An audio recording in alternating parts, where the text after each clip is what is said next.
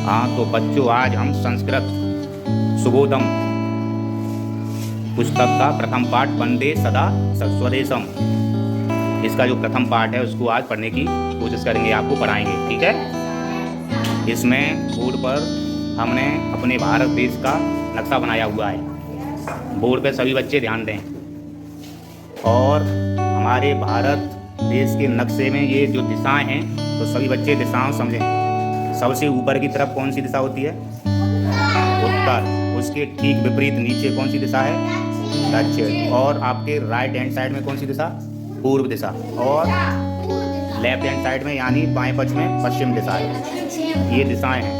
और हमारे देश में सबसे ऊपर, हमारे देश के नक्शे में सबसे ऊपर यानी हमारे जो राज्य है उत्तर प्रदेश, उसके किनारे से गंगा नदी, जो कि उत्तर में हिमालय पर्वत है, वहाँ से निकलती हैं गंगा नदी और नीचे आकर के इलाहाबाद में मिल जाती हैं संगम में, ठीक है।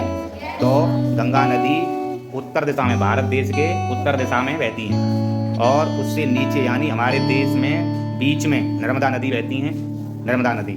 तो ये नदियाँ दो बहुत ही महत्वपूर्ण हैं। नदियों को सब लोगों को पता होना चाहिए कि कौन ये नदी कहाँ से बहती हैं, क्योंकि जो हम पाठ पढ़ रहे हैं, जो वंदना पढ़ रहे हैं, जो हमारी किताब में है संस्कृत सुबोधम में पहली कविता है, उसमें इन्हीं दो नदियों के बारे में बताया गया है। तो इन नदियों के बारे में सबको पता चल गया। हमारी एक तो सबसे पवित्र नदी गंगा नदी है, जो कहाँ से निकलती है? हिमालय से निकलती है, और हमारे उत्तर साइड यानी उत्तर भारत से होकर के निकलती है, ठीक है। और एक हमारी नर्मदा नदी है, जो हमारे देश के बीचों बीच से होकर के निकलती है। तो समझ में आ गया सभी बच्चों के? तो आज हम इसी वंदना के माध्यम से, यानी वंदे सदा स्वदेशम एक वंदना है हमारी संस्कृत सुबोधम किताब में, उसमें ये वंदना को आज हम समझेंगे, ठीक है। हाँ, तो मैं बोलूँगा, उसके बाद आप लोगों को अच्छे से बोलना है, ठीक है। तो स्टार्ट करें, चलो स्टार्ट करते हैं। वंदे सदा स्वदेशम, वंदे सदा स्वदेशम, एतादृशं स्वदेशम गंगा पुनाति भालम रेवाकटी प्रदेशम वंदे सदा स्वदेशम एतादृशं स्वदेशम वंदे ध्वजं त्रवणं वंदे स्वतंत्रदेशं वंदे सदा स्वदेशं वंदे सदा स्वदेशं एतादृशं स्वदेशम। ये हमारा प्रथम पाठ है वंदना का। किसका पाठ है? तो वंदना का। चलो आज इस वंदना का हम अर्थ करते हैं, अर्थ समझते हैं। इस जो हमने अभी वंदना गाई है, इसका अर्थ हिंदी अनुवाद, इसका हिंदी अर्थ क्या होगा, ये वंदना हमें क्या सिखा रही है, इसके बारे में जानेंगे। समझ गए बच्चों? तो ये वंदना आप बच्चों को, हम सबको कुछ न कुछ सिखा रही है, तो सीखने की कोशिश करते हैं इसका हिंदी अनुवाद क्या होगा। जैसे इसमें पहली लाइन दी है, वंदे सदा स्वदेशम, वंदे सदा स्वदेशम। तो वंदे मीन्स वंदना, वंदे मीन्स सदा मीन्स हमेशा, और स्वदेशम मीन्स अपने देश। तो पहली लाइन का अर्थ क्या हुआ? पहली लाइन का अर्थ ये हुआ कि हम यानी हम सब अपने देश भारत की वंदना करते हैं। हम सब अपने देश भारत की वंदना करते हैं। हाँ, अब दूसरी लाइन है, एतादृशं स्वदेशम। इसका अर्थ हुआ एतादृशं मीन्स ऐसे, और स्वदेशम मीन्स अपने देश को। ऐसे अपने देश को हम बारंबार वंदना करते हैं, यानी हम अपने देश को हमेशा वंदना करते रहेंगे। हम अपनी देश की हमेशा वंदना करते रहेंगे। अब क्यों करेंगे वंदना, इसके बारे में बताया है। इसमें ये कविता किसने लिखी है? प्रोफेसर अभिराज राजेंद्र मिश्र जी ने। प्रोफेसर अभिराज राजेंद्र मिश्र जी ने। तो मिश्र जी कहते हैं आगे कि गंगा पुनाति भालम। तो गंगा पुनाति भालम का अर्थ ये हुआ गंगा मीन्स गंगा नदी।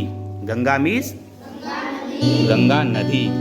तो वो कहते हैं पुनाति मीन्स पवित्र और भालम मीन्स हम सबको भालम मीन्स करती है, यानी गंगा पुनाति भालम, गंगा नदी हमारे देश यानी हमारे देश को पवित्र करती है। यानी गंगा नदी हमारे देश को क्या करती है? पवित्र करती है। गंगा कैसी नदी है? पवित्र नदी है। समझ में आ गया?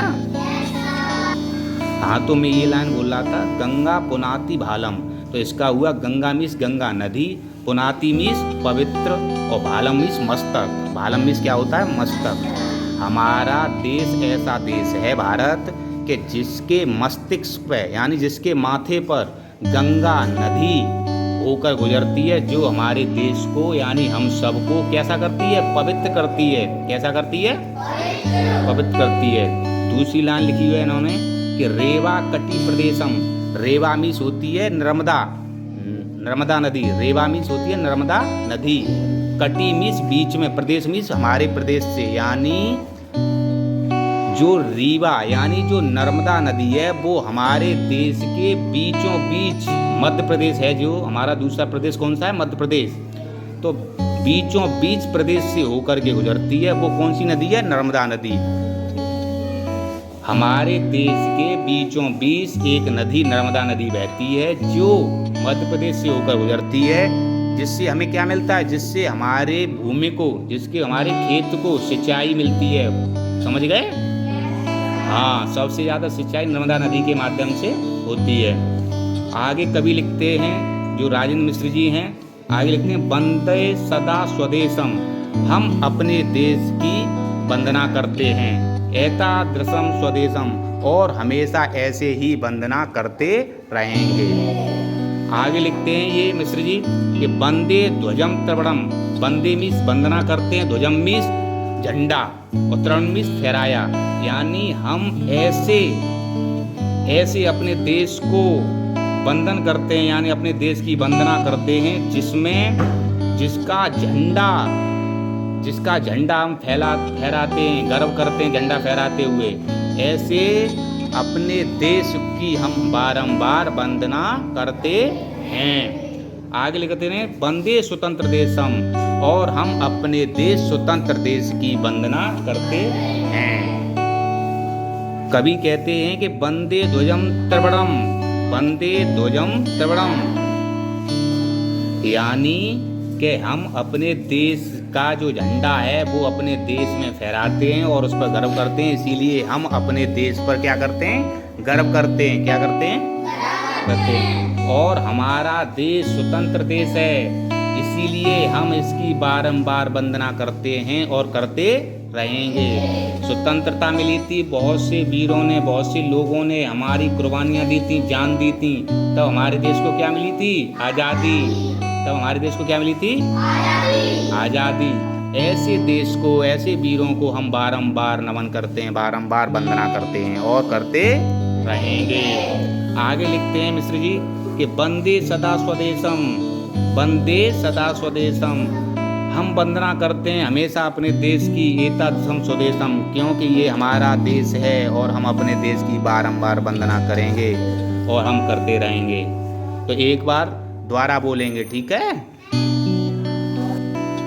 वंदे सदा स्वदेशम। तो कैसी लगी कविता?